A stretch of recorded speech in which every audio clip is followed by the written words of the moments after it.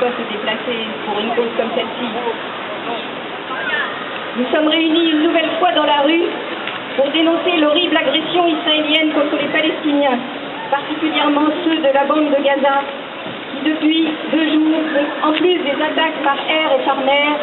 subissent maintenant le feu des chars et les destructions des tanks. Nous sommes une nouvelle fois dans la rue pour réaffirmer notre soutien au peuple palestinien dans sa résistance à une occupation et une colonisation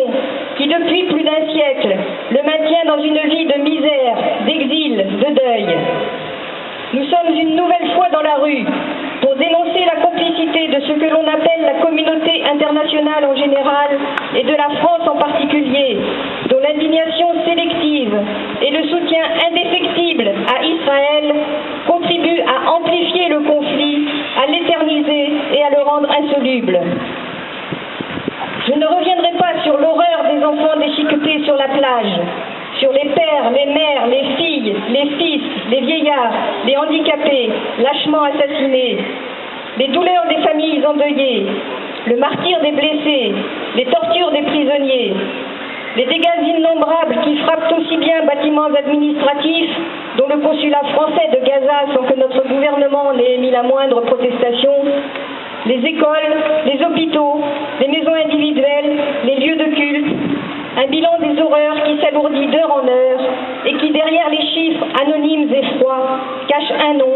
un prénom, une date de naissance, des êtres de chair et de sang comme nous. Bien sûr, notre rassemblement est une réaction à l'émotion, à l'horreur et à l'indignation suscitée par l'agression barbare israélienne.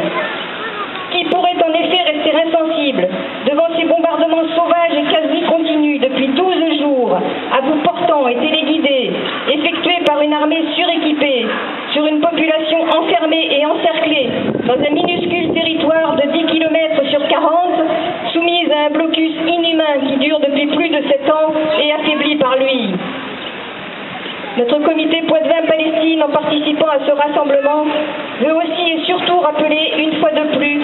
que la défense du droit international et des conventions humanitaires est une question de survie pour tous les peuples qui résistent à la rapacité des puissances impérialistes.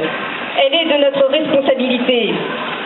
Laisser faire, c'est laisser se mettre en place un droit coutumier, en lieu et place de l'accord entre États tel que contenu dans la charte de l'ONU. La résolution 3314-29, adoptée par l'Assemblée générale des Nations unies le 14 décembre 1974, rappelle que l'agression est la forme la plus grave et la plus dangereuse de l'emploi illicite de la force, que le territoire d'un État est inviolable et ne peut être l'objet même temporairement d'une occupation militaire, que le bombardement du territoire d'un autre État, de blocus, l'envoi de bandes ou de groupes armés constitue une violation de la Charte des Nations Unies. À ces principes généraux pour imposer une résolution diplomatique des conflits, Israël, comme les puissances occidentales, impose le concept de légitime défense préventive, justifiant par avance toutes ces agressions. Voilà le monde dans lequel nous sommes entraînés depuis ces dernières décennies. Un monde contre lequel résistent les Palestiniens et qui leur vaut aujourd'hui d'être soumis à ce nouveau déluge de bombes. C'est ce que veulent nous empêcher de dénoncer les provocateurs de tout poil, Ligue de défense juive en tête, complaisamment relayée par les médias et le gouvernement,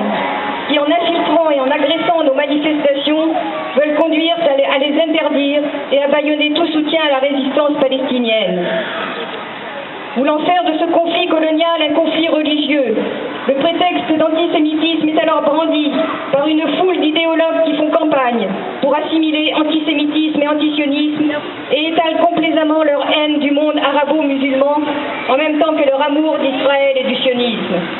Leur objectif est d'éliminer ainsi du débat public tous leurs opposants. En participant à ce rassemblement, le comité Poitvin-Palestine veut dire que non, il ne se taira pas. Plus que jamais, il vous invite à isoler Israël en réclamant, comme les Palestiniens nous le demandent, le boycott, le désinvestissement et des sanctions pour Israël, cet État criminel et hors la loi. En participant à ce rassemblement, le comité Poitvin-Palestine veut dire que oui, il soutient les revendications légitimes de la résistance palestinienne, à savoir la fin de l'agression contre le peuple palestinien, la fin du blocus de Gaza en place depuis 2006, l'ouverture du poste frontalier de Rafah avec l'Égypte, la libération des prisonniers réarrêtés après avoir été relâchés dans le cadre de l'accord d'échange avec le soldat israélien Gilad Shalit en 2011. Le comité Poitvin-Palestine n'appelle pas à la vengeance, mais au respect du droit. Le comité Poitvin-Palestine salue la mémoire des résistants palestiniens morts dans leur lutte de libération nationale et soutient le peuple palestinien dans sa résistance indéfectible et inépuisable pour faire valoir ses droits. Nous rappelons qu'il y a un colonisateur israélien et un colonisé palestinien, un agresseur israélien et un agressé palestinien, et que si l'agression est toujours et internationalement condamnable, la résistance, elle, est légitime. Vive la résistance palestinienne! Palestine unie!